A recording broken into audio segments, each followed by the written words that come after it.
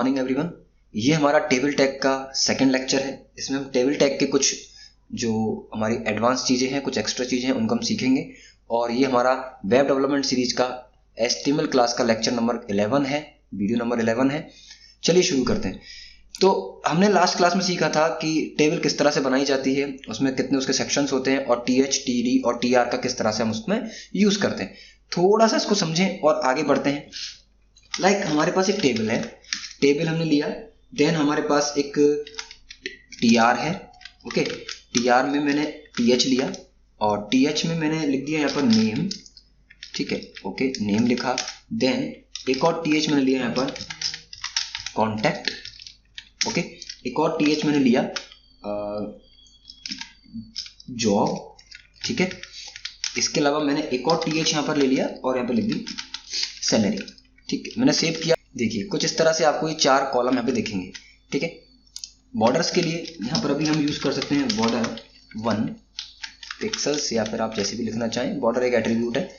Okay, but अब ना ये एक बात हो जाती है कि भाई नॉर्मल हमारी जो टेबल होती है वो इस स्ट्रक्चर में होती है, हॉरिजेंटल स्ट्रक्चर में, जैसे कि रो वाइज। ठीक है, अब मैं कॉलम वाइज अगर टेबल बनाना चाहूँ, फॉर एग्जांपल अभी इसमें अगर मुझे डेटा फिल करना है तो मैं क्या करूँगा, अगेन एक TR लूंगा और इसमें TD लेके और इसमें डेटा फिल करूँगा। लाइक नेम मैंने यहाँ पे लिख दिया अमित कुमार।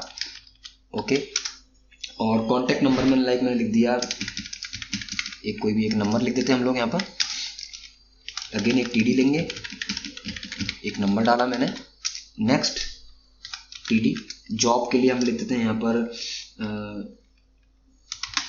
टीचर, और इसकी सैलरी मैंने लिख दी यहाँ पर 50,000। ओके, तो आप देखोगे यहाँ पर इस स्ट्रक्चर फॉर्म में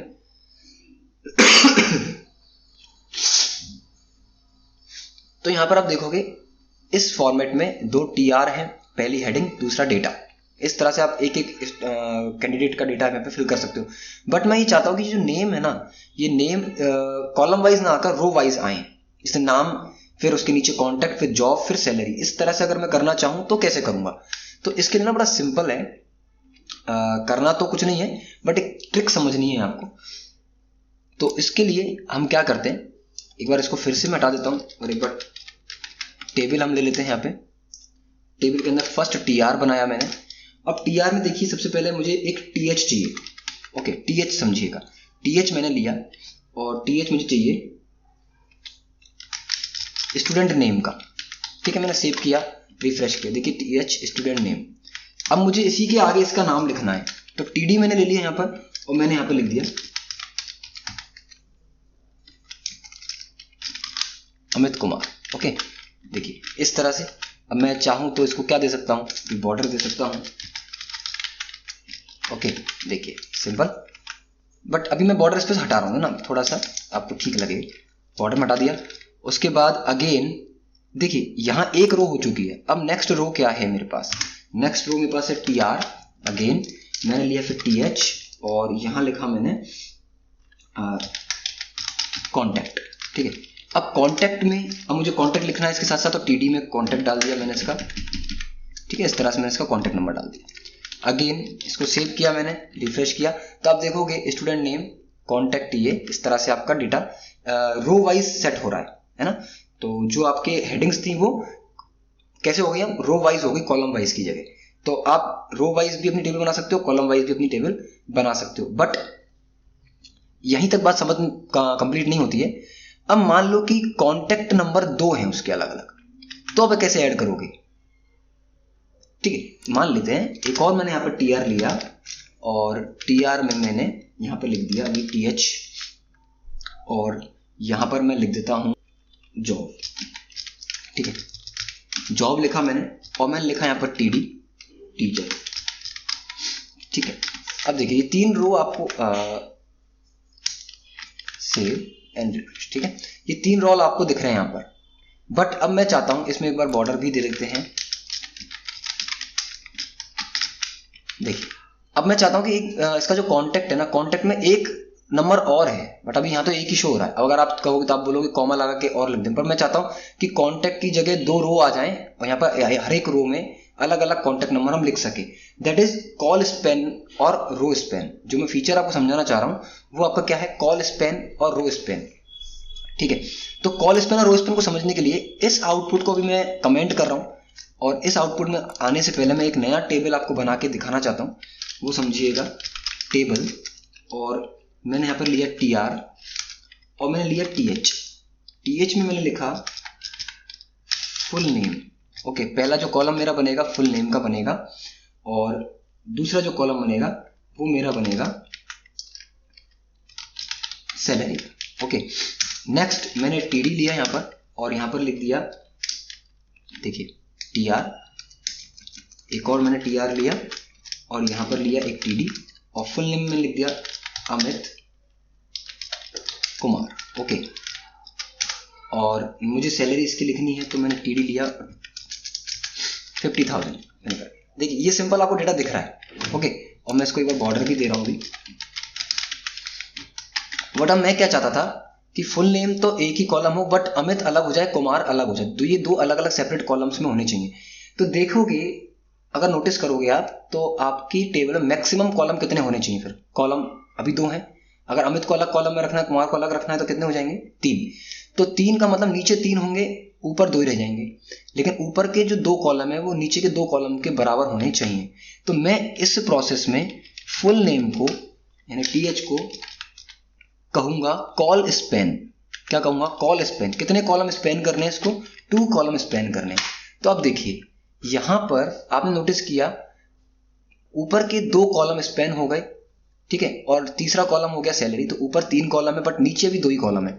अब मैं क्या चाहता हूं कि अमित कुमार जो है वो अमित अलग कॉलम में रहे, और एक और मैं यहाँ पे td लूं जिसमें मैं लिखूं कुमार। अब इसको आप देखिएगा तो फुल नेम ऊपर आपको दिख रहा है, नीचे अमित अलग कॉलम में दिख रहा है, कुमार अलग कॉलम में दिख रहा है, और सैलरी के नीचे सैलरी 50,000, इस तरह से। अगेन इसी चीज को फिर समझाता हूं।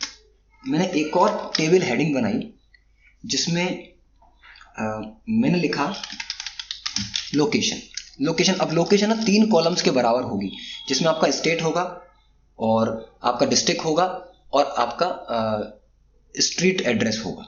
तो लोकेशन 3 पार्ट्स में डिवाइडेड है। तो लोकेशन में कितने कॉलम चाहिए मुझको?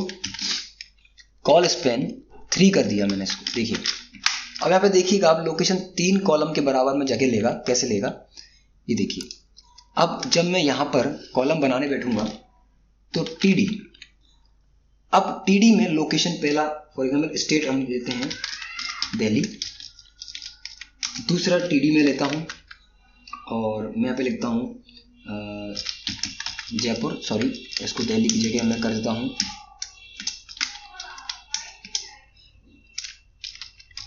राजस्थान, जयपुर। और लोकेशन के साथ तीसरा जो कॉलम मेरा ऐड होने वाला है वो होने वाला है उसका स्ट्रीट। तो मैंने लिख दिया यहाँ पर ABC लाइक दिस, ठीक है। अब यहाँ नोटिस करिए आप, लोकेशन 3 कॉलम के बराबर का कॉल स्पैनिंग कर रहा है और उसके नीचे 3 कॉलम आपको अलग अलग दिख रहे हैं। तो हाईएस्ट कॉलम की संख्या कितनी होगी आपकी टेबल में? 1 2 3 4 5 एंड 6, जिसमें 3 कॉलम लोकेशन ने मर्ज कर लिए, सैलरी 1 है और फुल नेम ने 2। तो इस तरह से आप कॉल स्पैनिंग का यूज करके मल्टीपल कॉलम्स को, अब मैंने क्या किया, पहले वाला जो आउटपुट है अपना उसको मैंने अनकमेंट कर दिया है और मैं एक बार आपको आउटपुट दिखा देता हूं।